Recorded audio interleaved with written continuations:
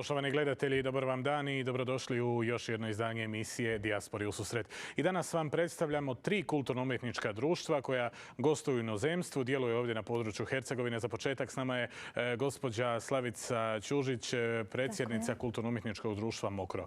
Dobar vam dan. Dobar dan, hvala vam na pozivu. Za početak mi kažete otkud dolazite, koliko vaše društvo broji članova i tko su ti članovi, jesu li to većina mladi, stari, kako se dijelite nekako? Evo ovako, znači dolazimo iz sela Mokrog, blizina Širokog Brijega. Naše društvo broji 50 članova zrelije životne dobi, 70 članova djece uzrasta od 5 do 15 godina. Dosta djece ima? Pa ima djece dosta, znači najviše ih je iz našeg sela, ali mi smo širokih ruku pa prihvatamo znači djecu iz obližnjih mjesta. Dolaze iz Bova, sa Čerigaja, dolaze iz Trna i tako. Znači okupili ste onako cijelu Hercegovinu, možemo kazati. Pa evo, skoro mogli bi se mi isto tako zvati Hercegovac. Prošli put su ljudi govorili da je jedno vrijeme bilo onako pa gotovo i sramota plesati narodne plesove, pjevati gangu, ali evo po vašem primjeru vidim da dosta djece želi biti aktivno u takvim društvima. Tako je, znači zahvaljujući njihovim roditeljima koji su se uključili u sekcije i tako dovode svoju djecu, znači žele da se ne izgubi identitet Hrvata na ovim prostorima, jer djeca su jamac da se ne gubi identitet Hrvata na ovim prostorima. I to ste uspjeli dakle, napraviti, pa privući evo, djecu? Mislim sa ovim brojem ovoga koji ne opada svake godine sve više i više je malo teško raditi s njima, ali kad vidite onako vesela, iskrena srca, onda nije teško. I što sve radite? Pjevate, plešete, imate li nekakve plesove? Da, imamo više sekcija. Znači, najprije plesačka, to najviše privuče sve članove, mladost našu. Zatim imamo pjevačku sekciju. Naše društvo je sigurno poznato, cure prekrasno pjevaju. Zatim imali smo i dramsku sekciju. 2004. snimili smo možda jedan od rijetkih društava. Snimili igrani film Radi, voli se, ženi se. Također imamo literarnu sekciju, djeca kad recitiraju za razne priredbe i likovnu sekciju. Tamburašku, Bože, gdje sam to zaboravila, gdje su naši momci, čuli ste sigurno za mokarske tamburaše, iznikli iz našeg društva. Dakle, okupili ste pjevanje, ples, sviranje, ali evo ono što je zapravo zaista zanimljivo jeste taj dokumentarni film. Možete li mi malo prepričati o čemu se zapravo radi u tom dokumentarnom filmu? Što ste predstavili? Da, ukratko recimo radi se o ljubavi između djevojke koja je lošijeg imovnog stanja i malo bogatijeg mladića, znači koja traži od roditelja odobrenje, znači za sklapanje tog braka i onda dolaze oni na prosudbu, pjeva se, priča, pleše, veseli se znači tom jednom novom životu i prikazujemo znači običaje prosudbe najprije. I nakon toga u tom filmu isto prikazujemo običaje svatova.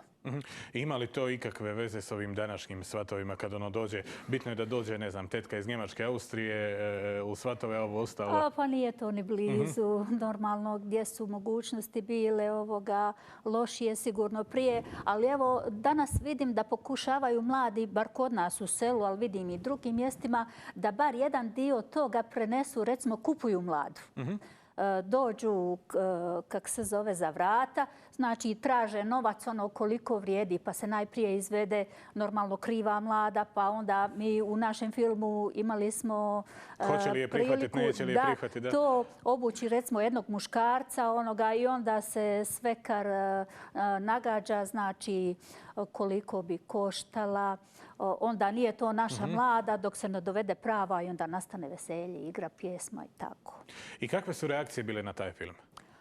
To je bilo jako pozitivno. Toliko ljudi nas je zvalo, a najviše ovi starija populacija plaču od sreće, znači sjećaju se možda onoga vremena kad su oni bili u toj situaciji i tako. Vidim da naša rodbina koja je u dijaspori zove, pita kako doći znači do kazete ili tako već nešto da se može pogledati. Ali evo sad kako su ova nova vremena i suvremena tehnika, na YouTubeu se mogu vidjeti isječci iz našeg filma ovoga, pa ono ima 1000 lajkova, pregleda i tako kako već to ide. I ponosni ste na to, Pa pretpostavljam. sigurno da jesmo ovog. Spomenuli ste da vas zove dijaspora s pohvalama za taj film, ali evo, prije razgovora rekli ste mi da idete u Njemačku u 10. mjesecu, ako se ne varam. 22.10. pozvani smo u Fidelstadt, znači tamo na veče folklora, da predstavljamo našu Hercegovinu, znači pjesmom, plesom i tako. Pa evo, mi smo se odazvali, bit će malo teško skupiti novac za autobus, znate kako to već ide. I evo, ja sad pozivam sve ljude dobre volje, ko može, znači da na bilo koji način učestvuje da se pripomogne našem putovanju. Pripomogne vam i dijaspora, pretpostavljam? Pa normalno, evo, tamo imat ćemo obezbijeđeno, znači spavanje ali znate, autobus treba platiti. Ne ide na vodu. Tako je. Kada idete vani u dijasporu, što vam ljudi najviše traže? Plesove, ne znam, gangu ili nešto drugo? Normalno najviše traže, znači naše izvorno, naša kola hercegovačka, trusu, taraban, ali bez gange to bi bilo nemoguće. Znači, ganga je naš identitet, znači naše postojanje, naša snaga na kamenu. I ono što je zapravo, po čemu je Hercegovina prepoznatljiva? Tako je, tako je. I onda još usput normalno da se očekuje koja boca vina, malo rakije, koja smokva, ono sve što predstavlja Hercegovina. Ponesete onda sve to? Pa sigurno pomalo, znate kako je teško sad još Evropska unija preko granice ovog, ali evo svega pomalo i to je to. Spomenuli ste ovo izvorno hercegovačko. Koliko je teško to dočarati vani, pogotovo danas u 21. stoljeću? Dakle, ono što je izvorno hercegovačko, što je ovdje bilo prije nekoliko stotina godina, kako iziđete na kraj s tim? Znate šta, nije ništa lako danas sačiniti. Najprije nošnje, sve je to replika jer malo imamo komada znači koji bi bili približni originalu. To je bilo teško sačuvati i oni koji uspiju nije baš oduševljen da to sad se pokloni društvu. To se obično čuva za svoju zbirku. A sad, evo, ne znam šta bi vam rekla, mladost recimo je bilo lako uključiti za sve ono što je moderno. A sad ih znači privoliti da plešu i da rade običaje, to je bilo malo teže. Znači, mi smo, mislim, uspjeli u tomu jer naše društvo radi već 16 godina. Lani smo imali znači 15. obljetnicu i slavili je u Zavodu Svete obitelji. Dvorana je bila prepuna, 2,5 sata cjelovečernjeg programa, znači uspjeli smo prikazati tu. Onda najprije znači zahvalila bi se sad roditeljima naše djece koji se trude dovesti ih kod nas u školu u Mokro na probu, jer djeca ko sama djeca možda bi njima bilo zanimljivo odplesati nešto, igrati, ali roditelji su ti čija je garancija znači da se utka u niti u njihov život da oni vole, da ne zaborave našu starinu, znači kako su živjeli naši djedovi i bake, da to ne izlazi, da se ne zaboravi. Znači da to njeguju, jer od toliko djece ja vjerujem da će isto izaći voditelji, da to neće stati društava, jer danas sutra evo mi smo malo izreli pa trebali bi se i povući možda istoga, ali kad toliko volimo, znači tu smo još. Da, kad ste mi došli ovdje na televiziju, pitao sam vas imali djece u društvu, onda ste mi rekli pa naravno na tome počivamo.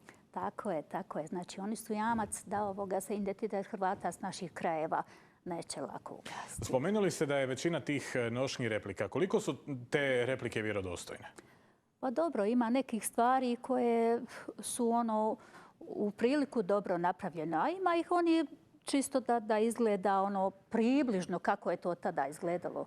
Jer znate da teško je to sad sačuvati tolike godine. A i prije, mislim da je bila sramota ljudi. Htjeli su se riješiti neimaštine i toga, pa su onda palili. Ja se isto sjećam iz svog djetinjstva, kad su susjedi, kad bi čistili kuću i to. Sjećam se nekih torbi ili tako nešto da su znali uzeti, baciti računajući, Bože, dosta nam je više siromaštva i tako, jer svi su težili za nečim modernijim, za lakšim životom i onda su možda nesvjesno ovoga, a evo sad već žale, vidim, za tim stvarima. Htjeli su i sačuvati tako. I koja je vaša poruka onda onima koji imaju tih starina kod kuće? Pogotovo, evo, ne znam, nošnji, nakita? Pa neki je čuvaju, sigurno. To je jako velika vrijednost, ali lijepo bi bilo da se može, recimo, pokloniti to društvo, ali evo ja sad ne mogu ni tražiti od tih ljudi jer mi nemamo prigodnih prostorija za očuvanje takvih. Onda možda ipak bolje da bude, znači, u njihovu vlasništvu i lijepo bi bilo da se posudi, evo sad, ako neko ima i zna, zato kad vidi, znači kad su naši nastupi, to je i njihova reklama, da se može vidjeti šta neko posjeduje. A vi im obećajete da ćete to čuvati? Mi bi to i čuvali, normalno i vratili tako. Spomenuli ste putovanja. Što možete posebno istaknuti od putovanja? Što vam je nekako najviše ostalo u srcu? Bože, bilo je tu puno lipih stvari, što bi rekao naš narod.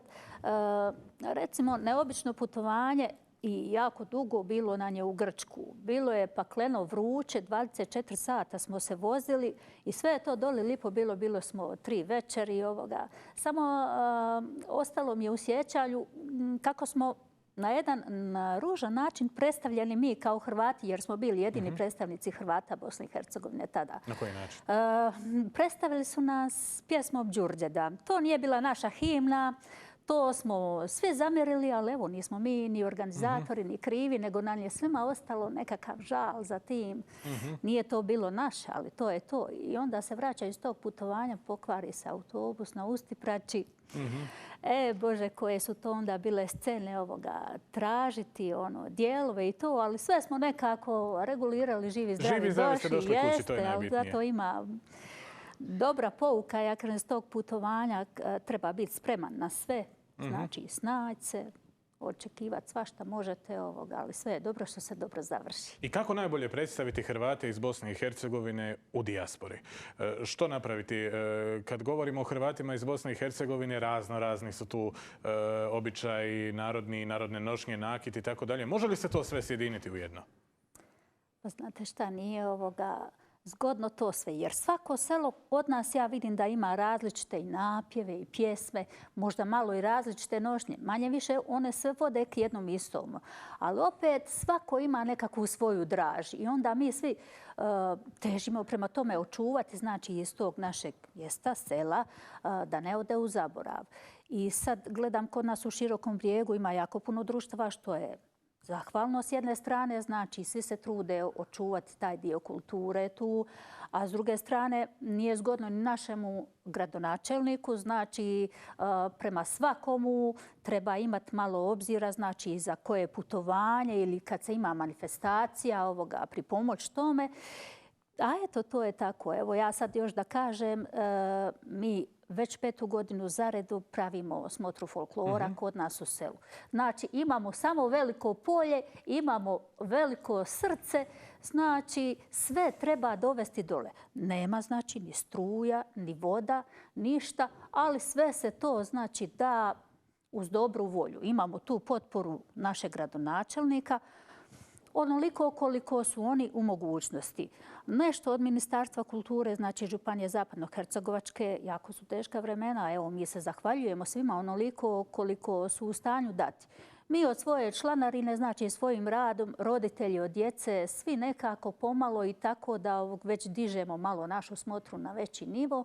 A povod naše organiziranje, znači naše manifestacije je bilo što su tamo u blizini, znači našeg polja, otkrivene iskopine jedne stare bazilike koja datira iz 1300. godine i onda kad smo vidjeli da ta bazilika je znači imala nekakav smisao religijskog života, da se tu isto znači narod okupljao, molio, valjda i zahvaljivao Bogu na taj način. I onda smo htjeli nekako u naše selo nečim obilježiti taj događaj. I eto tako društvo se potrudilo, pa ovog 24.7. Znači uvijek prva nedjelja nakon Ilindana slavi se tada sveta misa, znači na ostacima te bazilike, i onda imamo veče folklora tada.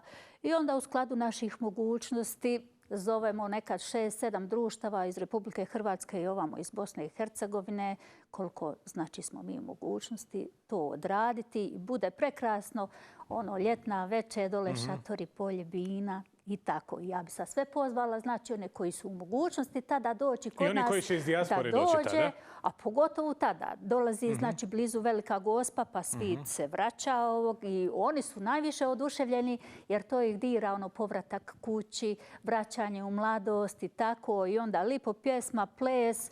I probamo još malo prezentirati znači našu hranu, evo, ispeć koji uštipak, da se to vrati, malo sira iz mlijeha i tako. I eto tako večer prođe zabilježena, a da kultura ne ostane, znači, nezaboravljena. Dakle, 24. srpnja, to je dakle idealan onako datum kada dođu svi dijasporaši ovdje i dosta je tada u tom nekakvom vremenskom razdoblju tih smotri folklora. Dakle, očito je da ljudi izvana to vole i da su željni toga. Tako je, tako je. Nama će biti zadovoljstvo kogod dođe prisustvovati, znači, toj našoj manifestaciji, jer samim tim da će i obol tom našem događaju. Mi ćemo biti presretni, a nadam se da i oni će imati šta vidjeti i uživati tu večer. Ali ti stari derneci koji se, naravno, oko Velike Gospe je puno tih blagdana i derneka. I ti derneci su zapravo mjesta gdje se, ne znam, kulturno-umjetnička društva predstavljaju. Pa i ne samo kulturno-umjetnička društva, ne znam, pjeva se ganga, ljudi koji nisu ni u kojem društvu pjevaju gangu, ljudi koji dođu izvana pjevaju gangu koja se pjevala, ne znam, prije 30 godina. Dakle, sve to je jedna onako fina kulturno-umjetnička priča. Tako je, tako je. Tada se zapiva i zaigra se kolo, ja kažem, iziđe se znači na to naše polje i onda i svi oni nesporazumi koji se dešavaju, što ja kažem, i u susjeda i svakdje, tada se sve zaboravi. Svi su ruku pod ruku zajedno. Šta ima ljepše od toga? Kad dođu ljudi iz dijaspore, onda kad vide, vratit ćemo se na narodne nošnje, onda kad vide te nošnje kažu nije ovo kao što je bilo prije 30-50 godina. Kako ih onda uvjeriti da se možda bolje i ne može napraviti? Pa dobro, niko se baš i ne truži puno uvjeravati. A znate šta? Puno ljudi, recimo, traži gdje se mogu sašiti te narodne nošnje. Znači, htjeli bi ih sebi imati. Sad ja ne znam je li to za pokazivanje tamo negdje ili čisto nostalgija za onim rodnim krajem, da ih imaju. Baš je dosta ljudi tražilo gdje se mogu nabaviti i tako. Nije im cijena ni bitna. Ali očito vidite, znači, kad čovjek ode od svog doma, da nostalgija se vraća. Nije sve ni u ovom brzom načinu života. Vidite da se sve vraća nekako svojim korijenima. Dašak rodnog kraja ljudi žele vidjeti. Gospođo Ćužić, hvala vam na ovome gostovanju u našem programu. Hvala vama što ste nas pozvali. Bilo nam je čast i zadovoljstvo učestvovati prvi put u Hrvatskoj televiziji. Hvala vam još jednom. Vi, poštovani gledatelji, ostanite dalje uz naš program. Uskoro se vraćamo s drugim dijelom emisije Dijaspori u susret.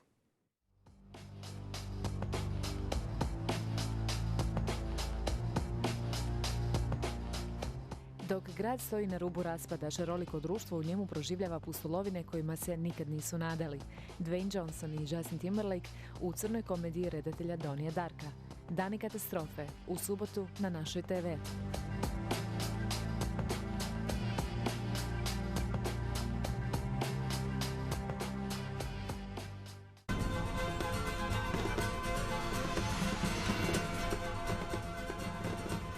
Nakon što mu je propala ribarska djelatnost, iskusni školski vlasnik ribarice okreće se novom izvoru profita, krijumčarenju migranata iz Kine. Na pučini Sjevernog mora situacija postaje sve gora i za krijumčare i za migrante. Pravi sjever, u nedjelju na našoj TV.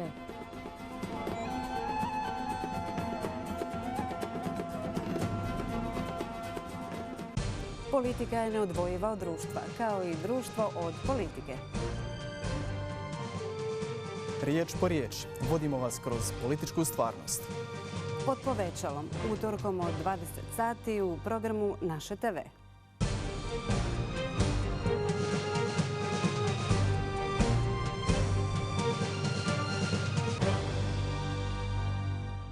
Donosimo točne i pravodobne informacije.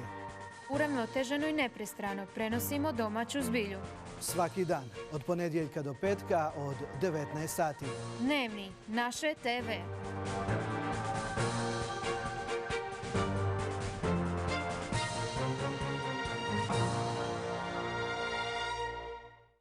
A u nastavku programa vam, poštovani gledatelji, predstavljamo Hrvatsko kulturno-umjetničko društvo Fra Petar Bakula iz Posušja. Moj gost u studiju je gospodin Ivan Landeka, član upravnog odbora toga društva. Gospodine Landeka, dobar vam dan i dobrodošli u naš program. Dobar dan, lijep pozdrav vama i svim gledateljima naše TV. Za početak, evo, prepuštam vam da ukratko predstavite vaše društvo. Hrvatsko kulturno-umjetničko društvo Fra Petar Bakula osnovano je 2001. godine. Osnivač je jedna grupa entuzijasta na čelu sa Tomislavom Kovačom Strukćom i to društvo je napravilo jedan veliki bum tada u Posušju. Vrlo brzo je došlo do jednog velikog broja, okupljanja velikog broja članova. Skupilo je se preko 500 članova tada u tom vremenu u društvu. I društvo je radilo uglavnom na početku pjesme i plesove Posuškoga kraja. Nakon toga, kad je to na neki način svladano, onda je se proširila djelatnost. Počelo je se raditi druge koreografije. Radili smo Posavinu, radili smo Slavoniju. Radili smo Linđu, Hercegovačkoga i Dubrovačkoga. Zatim smo radili Bunjevačko kolo. Radili smo ostalu Hercegovinu. I danas vaše društvo broji oko 300 članova, ako se ne varam. Oko 300 članova, oko 100 odrasli i oko 200 djece. Radi se u nekoliko sekcija. Osim plesne, aktivna je guslarska, diplarska i gangaška sekcija, 2 gangaške, muška i ženska. Pogotovo smo inzistirali na ženskoj gangi jer je već osjetilo se da ove žene koje pivaju gangu već su na zalasku i života. Na zalasku pjevačkog života, da. Tako da smo inzistirali na tom i ima odaziva dosta. Imamo negdje skoro 30-ak cura i curica koje pjevaju gangu, a s druge strane imamo još mušku gangu i muške diple i gusle, s tim da smo više inzistirali na diplan i na gangi, jer to nas nekako više prati uz naše ove koreografije društva nego gusle. A guslara, hvala Bogu, u nas u Posušju ima i mimo društva imamo dosta guslara, tako to i nemamo problema. I što onda najviše predstavljate vašoj publici? Što publika najviše očekuje od vas? Kad idemo vani, onda isključivo predstavljamo pjesme i plesove Posuškoga kraja. Kad smo kod kuće, onda gledamo da to bude raznoliko. Kad smo imali, recimo, godišnjicu 10 godina društva, onda smo plesali sve ovo što smo učili kroz te sve godine. Pozvali smo i ove stare članove koji su nekad bili aktivni, više nisu aktivni. I njih smo bili uključili. Tako, ovisno šta ko traži. Ali uglavnom, gdje se god dođe, ganga je recimo neizostavan dio naše ponude. Bez gange ne može proći. Pa teško. Recite mi, evo, rekli ste da idete vani. Gdje ste sve bili do sada? Koje putovanje možete najaviti? Pa sad planiramo na smotru folklora u Zagrebu. Krajem 7. mjeseca. A bili smo već 3 puta smo bili na Vinkovačkim jesenjim, 2 puta smo bili na Đakovačkim vezovim, bili smo jedan put na smotru folklora u Zagrebu, bili smo u Berlinu na jednom putovanju, bili smo u Frankfurtu, bili smo po Hrvatskoj i BiH, bili na Slavonskom Brodu i Brodsko kolo, bili smo u Velikoj Gorici, u Požegi, bili smo u Splitu, bili smo u Dubrovniku, bili smo u Zadru, Primorski Dolac, bili smo u Drnišu, bili smo... Na sve 4 strane svijeta. Pa po Bosni smo bili, recimo, bili smo u Žepču, bili smo u Gučovoj gori, bili smo u Tuzli, bili smo u Kraljevoj Sutjesci. Posebno je drago doći u mjesta tamo, recimo, ko što je Guča gora, gdje je ostalo mali broj Hrvata i gdje je njima itekako teško opstati u toj sredini, pa na taj način dati malo podrške da mogu lakše opstati. Dobro, osim putovanja vani, imate vi događaje koje organizirate u Posušju. Što možete istaknuti? Pa evo, već 11 godina organiziramo smotru folklora u sklopu Posuškog kalita i već 5-6 godina organiziramo i u sklopu toga i smotru dječju. Ove godine organiziramo u povodom 200. godine rođenja Fra Petra Bakula. Organizirat ćemo dječju smotru u rodnom selu Fra Petra Bakule u Batinu. I tu ćemo pozvati sve one župe u kojima je Fra Petar Bakula djelovao. Znači, bit će Velika Gorica, bit će Gradnići kraj Čitlika, bit će, ne Velika Gorica, pardon, Gorica kod Gruda, bit će Ružići, bit će jedno društvo iz Širokoga Brijega, jer je on djelovao u Širokom Brijegu, jedno društvo iz Mostara će biti i mi kao domaćini. I djelovao je on i u Duvanjskoj župi Grabovica, ali nažalost oni nemaju kulturno-umjetničkog društva, tako da njih ne možemo pozvati. Dobro, veliki broj djece će se onda tu okupiti. Dakle, još ima mladih koji su željni sudjelovati u folkloru, željni učiti svoje narodne običaje. Pa ima, hvala Bogu, kod nas još uvijek ima i mi imamo sreću da imamo i veliki broj dice. Mi smo, ako je vam poznato, jedna od najmlađih, u stvari najmlađa općina u Bosni i Hercegovini. Tako da još uvijek ima, nađe se dice koja su spremna i koja to vole. I dokad oni ostaju u društvu? Budu li to mladi ljudi od, ne znam, 17, 18, 19, 20 godina, pa onda i dalje pjevaju u društvu ili nekad oni prestanu? Pa bude svašta.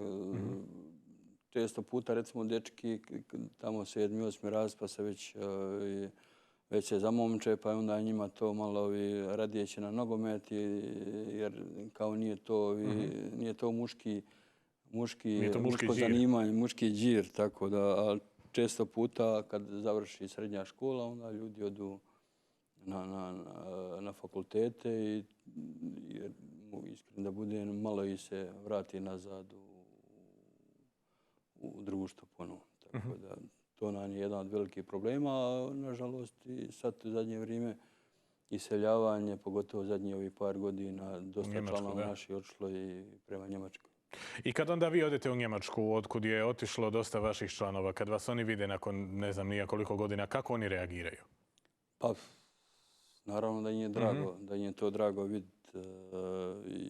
Mi recimo kad organiziramo ovu našu smotru folklora, onda gledamo da to bude u terminu kad što više ljudi dođe izvana. Jer imam dojam da su puno više zainteresirani oni koji su odšli s ovih naših ognjišta, nego ovi koji su stalno tu. Čak smo sad smo nakon 11 godina promijenili ime smotre. Sad će se smotra zvat Silo na ognjištu, upravo tako malo da se poveže i dijaspora koja je odšla sa ognjišta i da se malo podsjeti na svoje ognjište. Pa evo gospođa Čužić, koja nam je malo prije bila u studiju, onda govori kad ljudi iz dijaspore dođu, nema im ništa draže nego otići, ne znam, na nekakav dernek, na nekakvo silo, kao što ste rekli. Dakle, očito je da za takve događaje ima jako puno publike, pogotovo iz dijaspore. Pa ima. Rekao sam već, najviše ovi ljudi koji su u dijaspori, koji dođu tu, najviše oni to vole pogledati. Gangu, pa i plesove i nekakve običaje, kažu mnogi, treba digitalizirati da bi se prilagodilo ovom novom dobu, da bi ostali zapisani na nekakvim CD-ovima, MP3-cama i tako dalje. Kako taj postupak ide? Nisam vas Pa u smislu snimanja gange da ostanu sad dostupni, ne znam, da se može na YouTube-u vidjeti u Njemačkoj i tako dalje, nekoga tko pjeva gangu iz ovih krajeva. Jeste li išta vi do sad snimali? Pa društvo kao društvo nije snimalo i nikakve CD-ove nosače zvuka, da. Pa to je pripušteno tako više svak sebi. Jedno ovi nastupi koji jesu u sklopu kojih ima ganga, oni se snimaju i oni se daju pogledati. I naše društvo ima više isječaka na YouTube, tako da se to se može pogledati. Bitnije je da ostane ona živa među ljudima, nekako će se digitalizirati. Da. Imate li vi probleme s narodnim nošnjama? Kako to ide? Pa mi iskreno da budem za sad nemamo. Ovaj prethodnik koji je jedan od osnivača društva, on je puno toga napravio, puno nošnje napravio i još uvijek mi imamo te nošnje, ali će u budućnosti trebati i bit će problema, pogotovo će biti problema sa materijalima, jer puno materijala nestaje. Recimo čoju, mi imamo još jedan dio čoje, ali čoja od koje se izrađuje muška džila i hlače, nje više teško nabaviti, barem onu kvalitetnu. Recimo još sukno za čerme ili za koparane isto se više vrlo teško može nabaviti. Tako da će tu biti sigurno problema ako ne zažive nekakvi stari zanate, ako se neko ne bude potrudio pa proizvodio tako te stvari, ali bez pomoći države ili nekakve šire zajednice, to će vrlo teško. Postoje li nekakvi zamjenski materijali koji mogu biti adekvatni i dovoljno kvalitetni? Pa ja baš ne znam. Ili se to prije dosta kvalitetnije radilo? Pa ja iskreno velim, mi imamo još ove stare materijale, ali ovo sad što je, nema tu kvalitete. Dosta ljudi izvana traži, čuli smo, nekakve narodne nošnje da imaju u svojim stanovima, kućama, da ih podsjeća na rodni kraj. Zovu li vas ljudi, pitaju li vas? Pa ima i toga, ali nažalost ne možemo im puno pomoći u tom smislu, jer nema toga, jednostavno nema nošnji da bi se moglo tako dati. Ovo sve što ima nošnji, to je u potrebi u društvu. Ali onda kad ljudima koji su otišli vani kaže čovjek nema nošnji, svi se čude. Svi se nekako čude kako nema nošnji u Hercegovini. Dakle, ovo što je gospođa maloprije koja je bila spomenula, dosta ljudi je ispaljivalo svoje nekakve stare nošnje i na taj način se izgubilo. Pa nažalost, došlo je jedno vrijeme, ta nošnja je malte ne smetala pod tavanin, pa je se to rješavalo na takav način. Sad, velim, teško je napraviti, nema baš oni koji rade na novo te nošnje. Dobro, spomenuli ste da vam je dosta članova otišlo u Njemačku ili vani u zemlje Europske unije. Kako danas Posušje stoji s iseljavanjem? Je li to i dalje toliko veliki problem? Kaže neki podatak da je 100 obitelji otišlo iz Posušja. Ja mislim da je otišlo i više. I više? Ja mislim da je otišlo i više od toga. Kažu sad, neprovjeren podatak, da samo u Frankfurtu ove godine da će biti 54 krizmanika. Krizmanika, znači samo te generacije, to je jedna ogromna brojka. Pogotovo ova sela neka sa zapadne strane Posušja, to je mahom se iselilo. Oni su prije imali puno više ljudi koji su bili vezani za Njemačku i onda svaki od njih ima nekoga svoga tamo i mahom se iselilo. Mi imamo sreću da je kod nas natalitet još uvijek jako dobar. Recimo, ove prošle godine je u Župi rođeno 125 djece, a 85 je umrlo, ali je to najlošiji podatak zadnjih 15 godina. Mi smo za 10 uzastopnih godina imali 1471 rođeno, 712 umrli. Znači više nego duplo je bilo rođeni nego umrli i unatoč tomu svemu broj stanovnika ne raste, uopće ne opada. To je dovoljan pokazatelj koliko se iseljava iz općine. I koliki je problem zapravo to iseljavanje. Ali oni svi nekako kad odu vani, dođu ljudi, okupe se na tim dernecima, silima. Pretpostavljam da i tada nastupate. Pa to je pojedinačne nekakve organizacije, ali tu su više aktivni gangaši, oni koji pivaju gange i koji gusle i koji diple. Samo ovo nastupanje, mi nastupamo jedan put za smotru u Posušju i kad bude godišnjica nekakva društva, onda nastupimo na godišnjici, a jedino po ovim ostalim mjestima isto tako vezano za nekakve smotre. Što se tiče drugih nastupa, nema baš ili eventualno u dijaspori po pozivu, na primjer. U dijaspori po pozivu, eventualno isto po pozivu nekakvim svatovim, tako to ima. Koliko svatovi u posljednje vrijeme traže kulturno-umjetnička društva? Gospođa je malo prije govorila o filmu u kojemu su prikazani nekakvi stari običaji svatova na ovim prostorima. Danas je to, ne znam, 500 ljudi u svatima, ali evo, imaju li svoje mjesto tu kulturno-umjetnička društva? Pa prije je to bilo mahom. Znači, maltene svaki svatovi u Posušju su tražili kulturno-umjetničko društvo. Onda je čak malo je to došlo do zasićenja. Onda smo donijeli odluku da se ne može ne nastupati svakomu u svatovi, nego se ide samo onim članovim društva. A ovaj drugi neko ako želi imati folklor u svatovim svojim, onda treba platiti određeni iznos. Tako funkcionira. Tako na taj način. Pa jednostavno da se zaštiti i članove društva, da imaju nekakav, kad već plešu, da imaju nekakav privilegij u odnosu na ostale. Gospodine Landeka, hvala vam na ovome gostovanju. Hvala vam. Poštovani gledatelji, vi i dalje ostanite s nama. Malo ćemo se odmoriti pa se vraćamo s trećim posljednjim dijelom emisije Dijaspori u susret. Oko nas se kriju zanimljive priče, a priče čine ljudi. Ulazimo u vaše domove. Prikazujemo ljepšu stranu svakodnevice. Otkrimo zajedno svoj zavičaj. Dobar dan, Hercegovina. Svakim radnim danom od 17 sati i 30 minuta.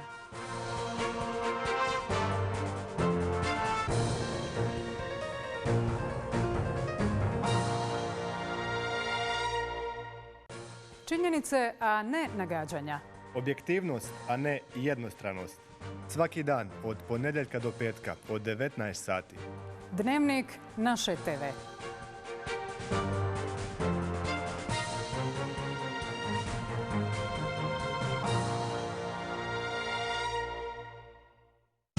Politika je neodvojiva od društva, kao i društvo od politike. Riječ po riječ vodimo vas kroz političku stvarnost. Pod povećalom, utorkom od 20 sati u programu Naše TV.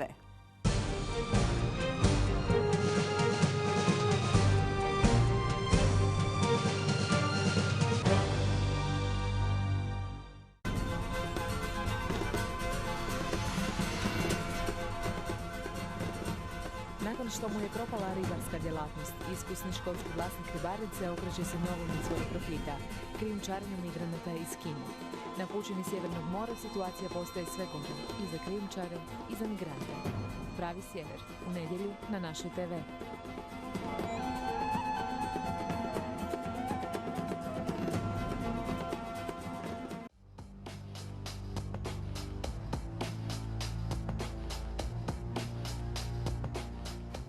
Dok grad stoji na rubu raspada, šaroliko društvo u njemu proživljava pustolovine kojima se nikad nisu nadali.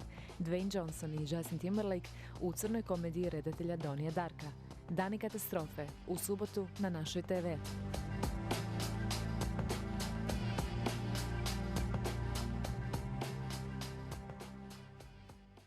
Gospodin Marinko Bukovac, član Upravnog odbora Hrvatskog kulturno-umjetničkog društva Brotnjo, naš je idući gost. Dobar vam dan i dobrodošli u našu emisiju. Dobar dan, želim pozdraviti vas i vašu televiziju i naravno moje društvo, kulturno-umjetničko društvo Brotnjo iz Čitluka. Sad nam predstavite to društvo. Sada mi dolazimo iz Čitluka, ime mu je po našem zavičaju Brotnju, to je jedan zemljopisni dio koji pokriva uglavnom općina Čitluk. Po njemu smo dobili ime. I pod ovim imenom Hrvatsko kulturno-umjetničko društvo Brotnjo iz Čitluka nastupamo od 1999. godine, jer tada je naš dugogodišnji predsjednik počeo sa obnovom starog društva Brotnjo sa svojim suradnicima koje je djelovalo negdje sredinom 50. godina prošlog stoljeća, koje je mijenjalo imena kako su društvene prilike nalagale, pa iz tog društva izlazilo još mnogo lokalnih društava. Onda nakon Domovinskog rata je se odlučilo da bi trebali napraviti neko jedinstveno društvo u općini Čitluk i gospodin Boro je se za to zauzeo i hvala mu, uspio je i znači evo već koliko, 17 godina funkcioniramo pod ovim imenom kako smo malo prije rekli. I koliko članova imate? Pa sada članovi ovise od, imali smo i po 150 članova u skupinama od manjih do ovih starijih. Pa onda ove godine recesije su se čini malo fali tih financijskih stvari. Onda sve i ospe taj član, ali imamo negdje možda oko 40-ak sada aktivnih. Gdje sve nastupate? Koji su vam idući nastupi? Pa ovako sada mi smo imali jako mnogo nastupa. Mislim da su blizu 300 javnih nastupa u zemlji inozemstva. U zemlji mislim na teritoriju Bosne i Hercegovine i Hrvatske. Tu smo uglavnom imali najviše nastupa. Imali smo nastupa u Italiji. Taj nastup je ostao u najljepšem sjećanju svih tih ljudi koji su tada išli. To je bilo točnije u Vatikanu pred tadašnjim papom, sada svetim Ivanom Pavlom II, nažalost pokojnim. Pa onda bilo još nastupa u Italiji, u Austriji, Njemačkoj i Slovačkoj. To je što se tiče srednjoevropskih država, a uglavnom naši nastupi se zasnivaju na Bosni i Hercegovini i Hrvatskoj.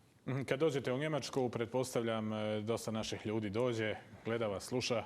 Pa išli smo mi, gdje tada budu obično te hercegovačke večeri. I pošto smo naše društvo iz Hercegovine i njeguje tu tradiciju igara i pjesama iz Brotnja i zapadne Hercegovine. Pa da je to dosta slično u cijeloj ovoj zapadnoj Hercegovini.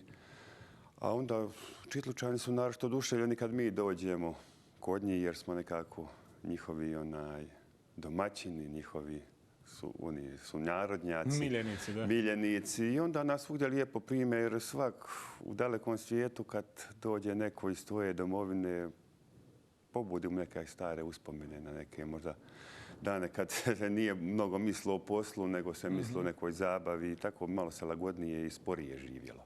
Ima puno gangi koje su opjevale odlaske u inozemstvo. Pa ima sad, jer ganga je izišla iz naroda i kroz tu gangu je se opisivalo sav taj život i radost i veselje i tuga i smrt žalost. I tuga. Sve je bila ganga i naravno i bećarac. I to je isto jedan napjev koji se jako mnogo rabi u Brotnju, naročito više vezan za dolnu Neretve, ali i u Brotnju gore i tako. Dobro, spomenuli smo vaše odlaske u inozemstvo, ljudi vas očito traže, pogotovo vaši Čitlučani vas jako vole. Ono što mi je posebno zanimljivo i uvijek to pitam ljude koji iz kulturno-umjetničkih društava dođu ovdje u emisiju, što oni najviše traže vani? Je li to ganga, je li to ples? Po vašem iskustvu. Pa uglavnom podjednako su zainteresirani. Neko više voli pjesmu, neko više voli ples, ali uglavnom naši nastupi su napravljeni tako da je zastupljeno i plesa i pjesme. Možda ne podjednako, ali jer obično plesne točke traju nešto dulje od pjesama. I tako se izlazi po 2 do 3 puta na pozornicu, ovisi kako su organizatori smislili taj svoj program. Ali zapravo hercegovačke večeri, pa i u Zagrebu i negdje vani u inozemstvu, ne mogu proći bez kulturno-umjetničkih društava, bez gange, bez dobroga plesa na kraju krajeva. Pa To je točno, jer mi smo išli hercegovačka, u stvari broćanska večer. Bude u Zagrebu, obično negdje u 10. mjesecu svake godine, pa jedne godine smo išli i mi. Ja mislim da je to čak bila i možda prva taka manifestacija. Pored ovih nekih domaćih gostiju bili smo i mi kao izvorna skupina iz Brotnja i išlo je ono standardno, znači ples, pjesma, ganga, bećarac, tako ti neki napjevi iz Hercegovine koji uvijek dobro prođu kod naših iseljenika. I što osim svega toga obilježava Hercegovinu u dijaspori? Što osim, ne znam, gange, plesa, kamena, krša i masline obilježava? Pa eto, to je neki posad možda malo i sloj ljudi koji su ponosni na Hercegovinu. Jer ja sam se ponosim Hercegovinom i svi ti naši iseljenici uvijek ponosni na taj kamen, na taj duhan koji se nekad radio, sada manje, na vino, na rakiju, smokvu. To je nešto bilo ono što je bilo baš ono izvorno. A i naš kamen, a ljudi iz kamena su posebna sorta ljudi. Ja malo se nekad našalim, kažem kamenjari, jer kamenjari su za mene svi ovi, svo pučanstvo koje živi uz Dinaru. Sa ove ili one granice imaju neke slične elemente u pjesmi, u igri, tako. Znači, nešto nas je spojilo, bez obzira što nas je sad ova granica razdvojila u Hrvatska i Bosna i Hercegovina, odnosno više Hercegovina vamo. Ali imamo dosta sličnih stvari. Ali ganga je zapravo pjesma Hercegovine, Imotske krajine i Dalmatinske Zagore. Pa uglavnom ganga je vezana za Dinaru. Znači, negdje se pjeva čak od Zadra, oni imaju neku svoju, onda tamo ima ta ojkavica, rera, sve su to neke inačice. Oko Sinja, da? Ja, gange, koja je čak u zapadnoj Hercegovini dole, ne znam, možda do ispod Neuma negdje da se mada oni to malo manje sada preferiraju jer družim se tako s tim društvima na ovim. Ali uglavnom se znači ganga zasniva najviše na zapadnoj Hercegovini. Dobro, kada su u pitanju mladi ljudi, članovi društva, imate li problema s podmlatkom? Pa sada malo imamo. Jedno smo vrijeme kad je se društvo osnovalo, pa onih prvih godina, znači tamo negdje sve do 2010. smo imali jako dobar kadar i u mladoj školi i u starijim uzrastima. Ja starije smatram negdje od srednje škole studente i one svi koji su voljni i hoće da vježbaju. A mladi su bilo to do 8. razreda i imali smo malte ne tada, to je bilo, hajmo reći, čudo koliko je svijeta bilo.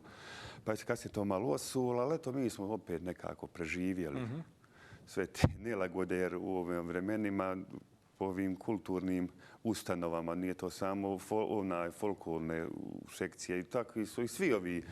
Ako treba nekom održati, najprije održi njima jer oni su kao, ajmo reći, manje važni od ostalih, mada ja se ne bi složio s tom konstatacijom, jer ako mi zaboravimo odakle smo, šta smo, znači narod ako nema svoje neke povijesti, onda se brzo izgubi jer ova su brza vremena, brzo su telekomunikacije. Naša djeca primaju informacije iz svakog kraja svijeta i prime svašta, a mi im ne pružimo ovo naše domaće, onda će oni to odbaciti, neće ga prihvatiti. I, nažalost, tako nam je, ako se nećemo svi angažirati od lokalne zajednice, pa i do same države, jer ja mislim i državi, bez obzira kako je ona formirana, svaki narod bi trebao voditi, kako bi se sad izrazio, starati se za svoju povijest, odnosno za svoju kulturnu baštinu koju ima. Jer šteta je to izgubiti, jer stariji nestaju i sa njima ostaje. Jer nikad ne može se prenijeti svaka pjesma, svaki korak, svaka igra. Uvijek nešto ostane skriveno. I ako se to barem u nekom segmentu ne produlji na ovu ostalu generaciju, bojim se da neki izvjestan broj godina da ostanemo bez naše baštine. Ali eto, Nadam se. Jer dosta toga se ne može ni zapisati. Pa ne možeš sve ni zapisati. Evo sad se dobro nešto snimi. Mi ostavimo u arhivu ti neki naših nastupa i sve. Ali je problem što bi trebali imati kvalitetni učitelja. Odnosno koreografa, trenera u biti. Jer za svaki posao moraš imati nekoga ko će ti pokazati, ko će te voditi. A nažalost sada je to malo teško financijski potkovati jer niko neće da radi džaba, a uglavnom mi smo ovo društvo, mi smo čisti amateri i snalazimo se onako, nešto platimo iz svog džepa, nešto nam dadnu općina i ovako neki dobri donatori, ne previše, ali to živimo, nije za pohvaliti se, a nije ni za...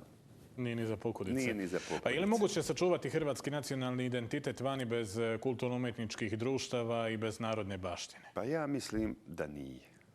Jer sada se svijet puno više asimilira u druga društva nego prije.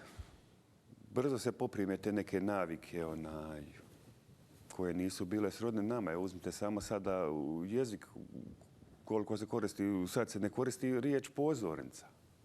Stage je tako ti neki što meni ne odgovara, pa mi smo imali tu pozornicu, pa valjda može i sad ostati da se kaže pozornica, jel tako ti nekih, puno se ti engleskih riječi ubaciva u naš domaći jezik, pa mi imamo dosta kvalitetnih zamjena, ne mogu reći za sve, ali za neke stvari bi trebali koristiti više naš jezik i našu pjesmu i sve to valja očuvati. Gospodin Landeka, koji je malo prije bio ovdje u studiju, kaže da ljudi vani puno više drže do narodnih običaja nego mi ovdje.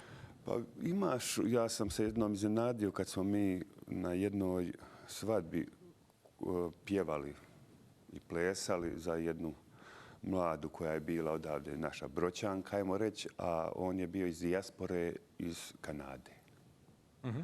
I oni su došli tamo i igrali su neke plesove, dosta dobro i čak su me iznenadili. Znači i tamo se pazi na... I tamo se pazi, ja sam isto bio u kontaktu, slučajno smo se sreli sa nekim gospodinom, zna da je iz Širokog Brijega, ne mogu se še točno sjetiti imena. Oni su u Čikagu, ima jedno društvo koje odavno radi i jako su dobri. Znači i preko oceana je otišla ganga? I preko oceana su, imaju oni uče komplet, kako mi on rekao, uče Hercegovinu, ali uče i igre iz hrvatskih krajeva, mislim cijele Hrvatske, i Dalmaciju, i ajmo reći Zagorje. To rade etapno, jedne godine ćemo učiti to, pa to, onda dođu ovdje na gostovanje kod ovih domaćina, čije su igre učili, ali oni stoje bolje financijski pa mogu to sebi priuštiti. Mogu li se sve te raznolikosti narodne baštine hrvatskog naroda nekako kvalitetno povezati i prezentirati vani i dijaspori, ali i potencijalnim turistima koji bi mogli doći ovdje na ove prostore? Pa može, ja sam to čak zagovarao, pošto je dole Međugorje turistička oaza. Ja sam predlagao da se ponekad za neke ugostiteljske objekte koji primaju više turista, pa da se dođe, pa ne to cijena uopće nije važna. Bitno je pokazati šta znamo i mi smo par puta pred crkvom dole u Međugorju prigodom nekih naših svečanosti, nekih svadbi, pa smo ovako malo igrali to, pa su stranci bili oduševljeni, dolazili su gledat, snimat, interesantno je i to su. Svaki običaj je, ako ga nisi prije vidio, interesantan je i po odjeći, po koraku, po pjesmi i tako. Većina kulturno-umjetničkih društava ima nastupe, ali organizira svoje nekakve manifestacije u ljetnim mjesecima kada dođe veliki broj dijasporaša ovdje u ove naše krajeve. Pa ovako, što se tiče folklorni susreti po Hercegovini, obično počinju negdje u proljeće. I traju, ovisi kako koje društvo organizira, ali obično to traje negdje tamo, a skoro do Božića, ali uglavnom ljeto je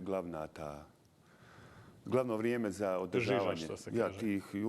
Mi imamo jednu, nisam je rekao, jednu poznatu manifestaciju Dani berbe grožđa u Čitluku koja spada u red najstarijih manifestacija u Bosni i Hercegovini. Već preko 50 godina se stalno održava.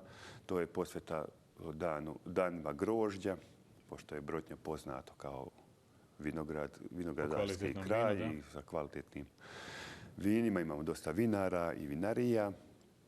I tada je ta proslava grožđa i tu dođe dosta a ujedno je i smotra folklora, znači naša domaća, ajmo reći hercegovačka, onda imamo uvijek nekog gosta dole iz Dalmacije, Slavonije i imali smo par puta iz Slovačke.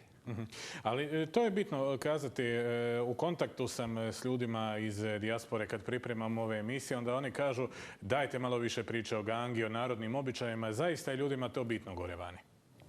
Pa bitno pošto ja sad imamo neku našu televiziju i lijepo joj ime naša je i ovdje je blizu, pa možda bi se moglo malo u vašem programu ubaciti nekih snimaka sa ovih manifestacija koje će sada biti cijelo ljeto.